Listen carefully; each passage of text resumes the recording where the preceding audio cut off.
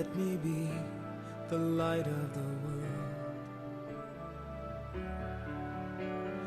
Lord, you call me the light of. 아버지와 아들이 함께 길을 걷고 있습니다. 아버지는 이 아들이 막 걷기 시작했을 때를 생각합니다. 아장아장 걷는 걸음에 맞추어 조심스럽게 걷는 것은 초보 아버지로서 익혀야 할 습관이었습니다.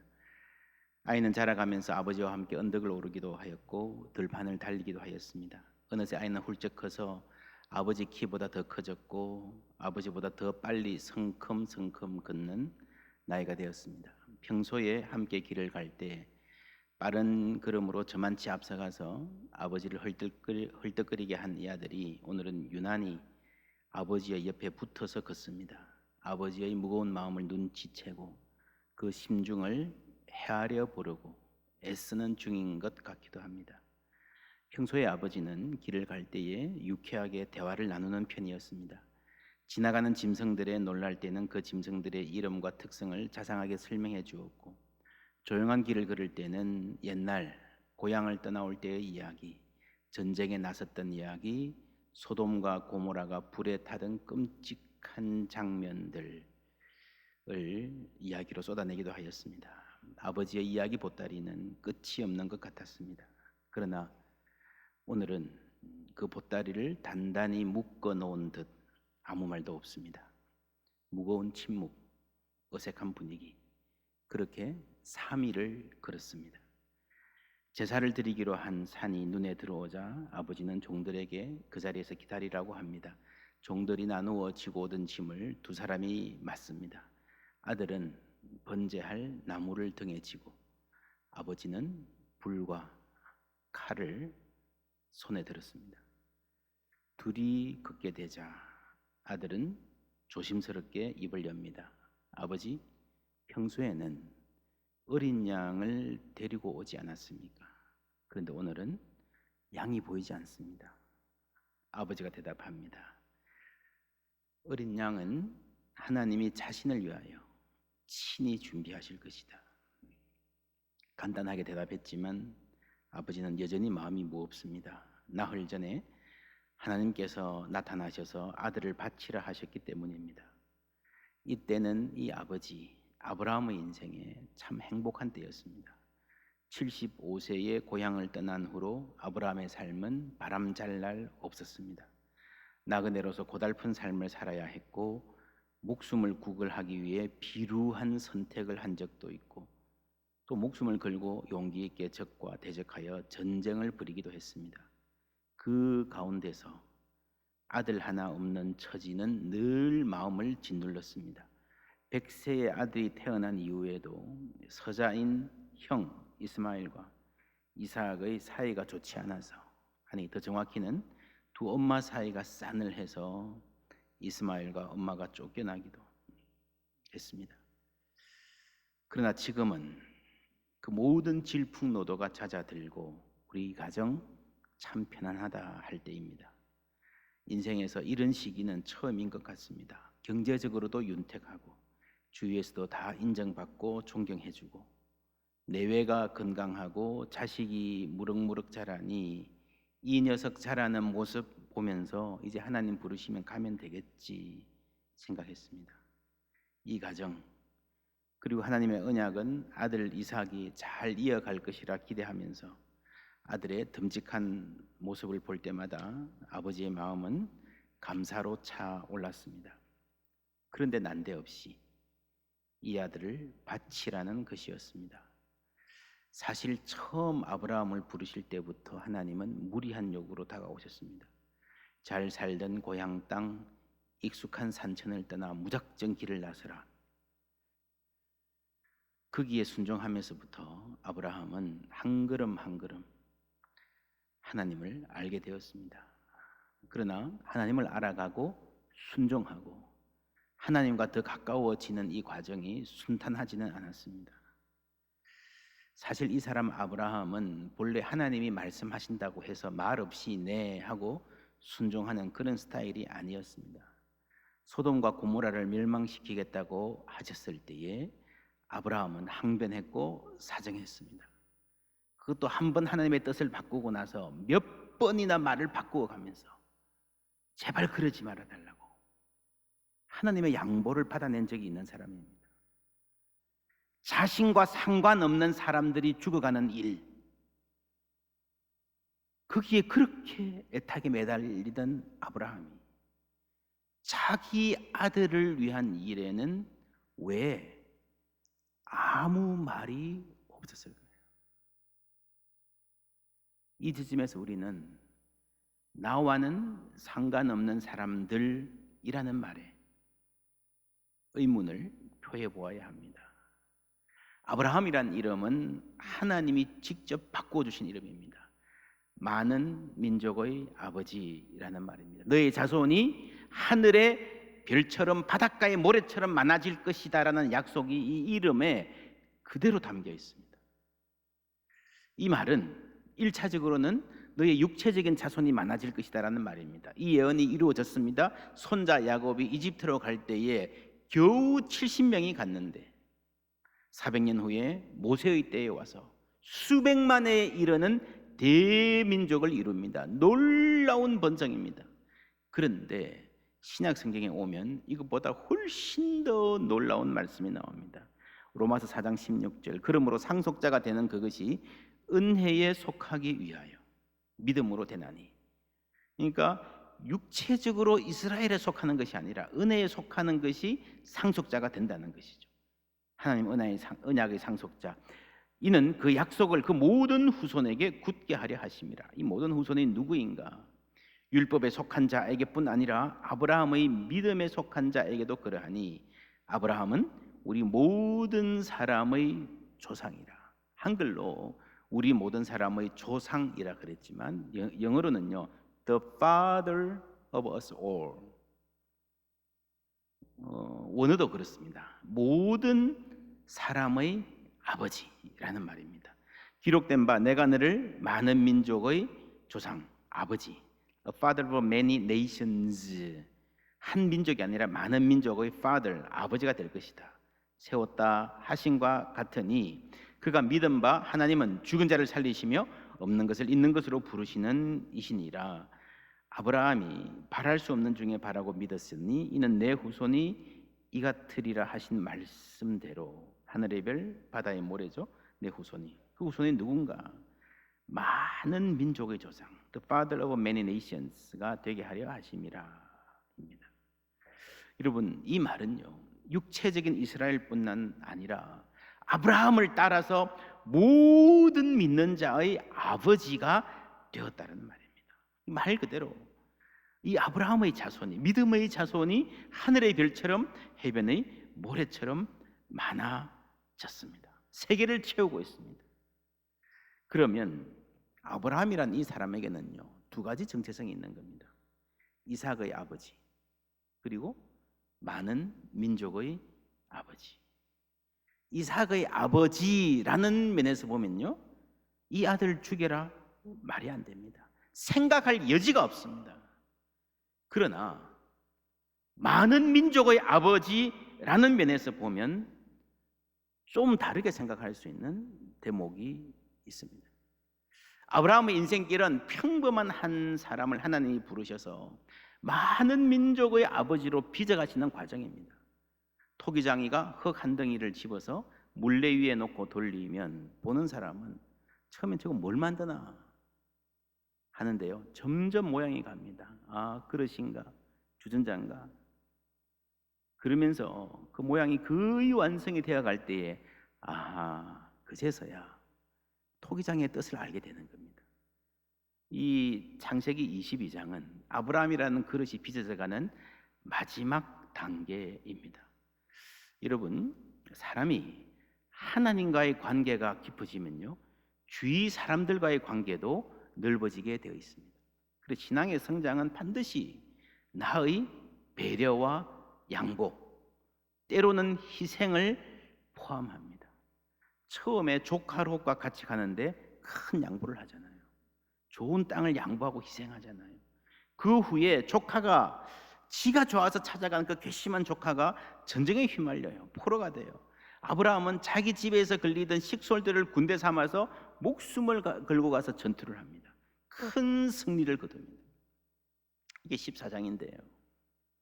그 다음 15장이 아주 인상적인 장입니다. 큰 전투에서 이기고 주위에서 칭송을 받고 의기양양해져 있을 아브라함의 모습. 그렇죠? 여러분, 소돔과 고모라는 멸망에서 마땅한 죄인입니다. 그러나 아브라함은 그 죄악 가득한 도시를 위해서 사랑으로 기도하는 거예요. 하나님께서 이런 아브라함을 어떻게 보셨을까요? 내가 심판하려 하는데 감히 내 앞길을 막았어? 괘씸하게 보셨을까요? 아니에요. 비록 멸망할 죄인이라 하더라도 너희들은 망해도 싸다, 속 시원하라 하다, 뭐 이게 아니라, 저주를 퍼붓는 게 아니라 그런 죄인을 향해서도 간절히 기도하는 그 마음을 하나님 기뻐하셨을 것입니다. 하나님은 죄를 심판하십니다. 그래서 어떤 심판은 피할 수 없는 것 같습니다. 우리는 성경에서 하나님의 환한 얼굴을 자주 맞이합니다. 그런데 하나님은 환한 얼굴을 보이실 때도 그 마음은 언제나 자비와 긍휼과 사랑인 줄 믿습니다. 에스겔서에 보면요, 나주 여호와가 말하노라 내가 어찌 악인의 죽는 것을 조금인들 기뻐하랴. 조금인들 하랴. 그가 돌이켜 그 길에서 떠나서 사는 것을 어찌 기뻐하지 아니하겠느냐. 이것이 하나님의 진심입니다. 예수님 십자가에 달려서도 자신을 향해 조롱을 퍼붓는 이들을 용서하고 위해서 중보하신 그 마음이 하나님 기뻐하시는 마음입니다. 아브라함의 이 기도는요, 표면적으로 보면 벌을 주려는 하나님의 성난 얼굴과 잘 봐달라는 아브라함의 간청이 맞서는 것 같지만 깊이 들어가 보면요, 하나님의 사랑의 마음, 이 죄로 인해서 멸망당하는 이 세상을 아파하는 마음을 아브라함이 닮아가는 과정이에요. 여러분, 이런 과정을 통해서 아브라함이 세상을 품고 마음이 넓어지는 것입니다. 여러분, 사람이 마음이 넓어진다는 것은요, 손해를 봐야 되고 아파할 일이 많다는 말입니다. 아브라함은 지나가는 나그네를 대접하는 것으로 유명했습니다. 나와 상관없는 사람들이잖아요. 지나가는 나그네예요. 근데 그들을 내 집으로 들여서 가족처럼 먹인다는 것은요, 이 아브라함이라는 사람이 단지 한 가족, 내 피부치, 이들의 행복과 안녕을 책임지는 사람으로 부름받은 게 아니라는 겁니다. 소돔과 고모라를 위해서 기도한다는 것은 아브라함이 온 세상을 위한 많은 민족의 아버지로 자라가고 있는 과정을 보여주는 것입니다. 여러분, 이삭을 바치라는 명령에 묵묵히 순종하는 이 장면은 아브라함이 어떤 그릇으로 빚어졌나를 보여주는 마지막 단계입니다. 여러분 아십니까? 이삭을 바치라는 이 말은요, 하나님이 아브라함에게 주신 마지막 말씀입니다. 아브라함 인생에 많이 말씀이 나오는데 이 이후로는 말씀이 들리지 않아요.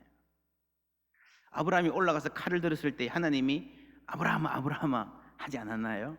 아니에요. 볼까요? 11절에 보면요, 누가? 여호와의 사자가 하늘에서부터 그를 불러 이르시되 아브라함 아브라함. 스탑한 거는 하나님의 사자입니다. 1절에 보면요, 그 일 후에 누가? 하나님이 아브라함을 시험하려고 그를 부르시되, 2절에 보면 누가 이르시되? 여호와께서 이르시되 내 아들을 모리아산에 가서 번제로 드리라. 그러니까 아브라함 인생 전체를 통틀어서 마지막으로 들린 하나님의 음성. 여러분, 아브라함은 하나님과의 관계가 중요했기 때문에 이 마지막 음성이 들리는 그 여운 속에서 여러분이 사랑하고 존경하는 아버지가 마지막 남긴 말이라면 그 말이 평생 남을 거잖아요.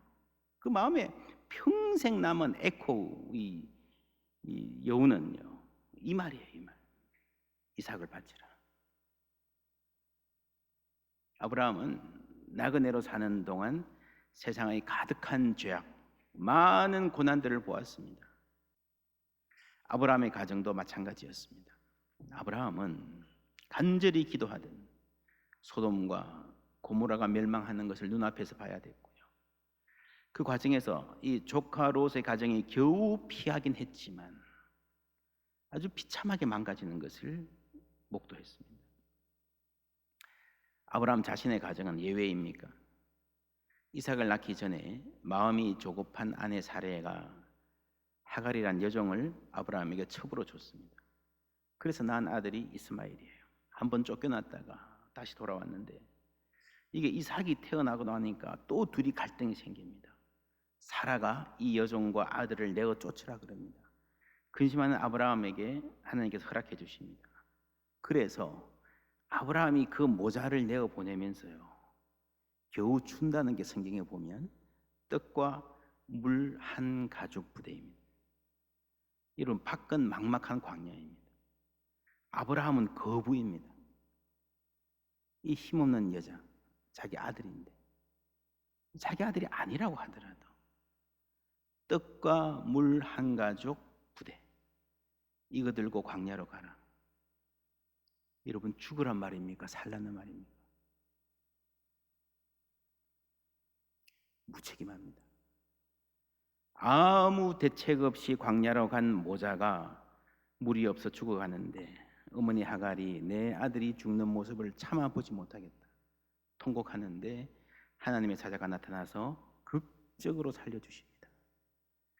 여러분, 이 사건을 보면요, 아브라함은 이미 자기 자식을 책임 못 지고 죽인 사람이라 할 수 있지 않겠습니까?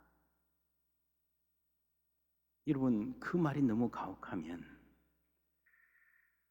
내 아들인데도, 내가 끝까지 책임을 져야 하는데도 죽든 살든 모르겠다 내어버려둔 무책임한 가장이라 해야 되지 않겠습니까? 냉정하게 말하면 아브라함은 전쟁에서 폭력적이었고 가정의 갈등 상황에서 무능했습니다. 사람을 죽인 책임에서 자유롭지 못한 사람입니다. 여러분, 그래서 이삭을 바치라는 요구, 창세기 22장 요거 하나만 떼어놓고 보면요, 도저히 이해할 수 없습니다. 이삭이 죽을지도 모르는 상황에서 우리는 하나님이 어떻게 그럴 수 있냐? 아브라함도 미친 거 아니냐? 정확합니다. 근데 우리는요, 이스마엘이 죽을 것 같은 상황에서 덤덤합니다. 그럴 수 있는 일로 생각합니다. 그렇다면 우리의 시각이 잘못된 거 아닙니까? 헐리우드 영화를 보면 범인 한 명 잡자고 막 죽여가잖아요. 주인공 한 명 살리자고 막 무리하잖아요. 그 과정에서 숨없이 다치고 부서지고 무너지고 죽고 하는 엑스트라들, 여러분, 그들은 중요하지 않습니까? 주인공의 안위만 중요합니까? 우리가 이런 영화들에 푹 빠지는 거는요, 우리도 비슷한 세계관을 갖고 있기 때문입니다. 뭡니까? 내가 주인공이에요. 내 인생이 중요해요. 영화를 보면서 주인공에게 이게 마음이 확 가면요, 나와 그 주인공이 같이 이렇게 감정이입이 되는 거예요. 그러면요, 내 인생이 너무 중요하기 때문에, 내 가족 지키는 게 너무 소중하기 때문에 다른 사람들이 어떻게 되는 것은 안중에도 없어요. 다른 사람들은 전부 다 우리 인생에서 엑스트라입니다. 내 머릿속에서. 어린이 주일입니다. 여러분, 지금 이 세상에 이렇게 많은 고통이 있고 한국 교육에 이렇게 문제가 많은 거는요, 부모들이 자녀를 사랑하지 않기 때문이 아니라 우리 자녀만 남보다 잘 되기를 바라기 때문 아닐까요? 여러분, 소돔과 고모라 그 도시들에도 어린아이들이 있었을 거잖아요. 물론 그 도시가 죄악으로 물들어서 심판받아 마땅하다 하셨지만 거기 사는 성인들이라고 모두 다 똑같이 죄인이었을까요? 나는 그들보다 낫다고 말할 수 있는 보장이 있을까요? 물론 이 세계 전체를 운행하시는 하나님의 깊은 마음을 우리가 다 알 수 없고 아브라함의 순종도 우리 같은 얕은 신앙을 가지고는 이해할 수 없습니다. 그러나 아브라함의 인생을 관통한 이런 아픈 모습들을 함께 본다면요, 우리가 조금은 그 마음을 헤아려 볼 수 있을 것입니다. 이 세상은 죄악과 폭력과 고통과 탄식과 눈물로 가득 찬 세상입니다. 이 세상에서 하나님 복 받는다는 게요, 아들 하나 낳아서 무사히 기르고 행복한 가정을 꾸리고 무탈하게 인생 마치겠다, 그것이 아브라함의 삶의 목표로 본다면 우리는 하나님도 아브라함도 결코 이해할 수 없습니다.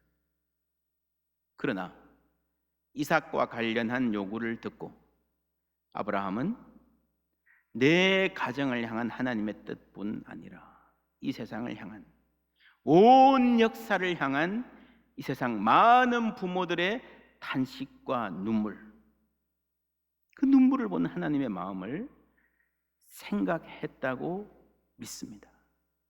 결국 이삭이 여기서 죽지는 않았지만 아브라함은요, 마음으로 이삭을 죽였습니다. 이 하나님의 뜻 우리는 여전히 이해하기 힘듭니다. 여러분, 오늘 어린이 주일인데 우리 사회에 아프게 자식 잃은 부모들이 많습니다. 우리가 우리 자녀들을 잘 보호하고 길러야 하겠지만 우리의 사랑이 내 자녀에게만 머무르지 말고 우리의 마음이 조금씩 넓혀져 가기를 바랍니다. 이런 마음이 넓어진다는 것은요, 아파할 일이 많아지는 겁니다. 다른 사람의 눈에 안 보이는 게 내 눈에 보이고요, 아파할 일이 많아집니다. 이 과정에서 아브라함은 믿음이 조상이 되는 그 긴 과정에 마지막 가장 힘든 고비를 넘고 있는 것입니다. 이 세상의 탄식과 아픔을 안고 그 아픔을 통해 오시는 아버지의 깊은 사랑, 이 세상의 죄악과 고통의 고난의 깊음과 그것보다 더 깊은 아버지 하나님의 사랑을 마음에 새기면서 한 걸음 한 걸음 걷고 있는 줄 믿습니다. 그 사랑이 바로 세상을 위해서 자신의 아들을 내어주신, 아브라함에게는 죽이라 그러고 스탑시켰지만 스탑하지 않고 끝까지 가신 하나님 아버지의 사랑입니다.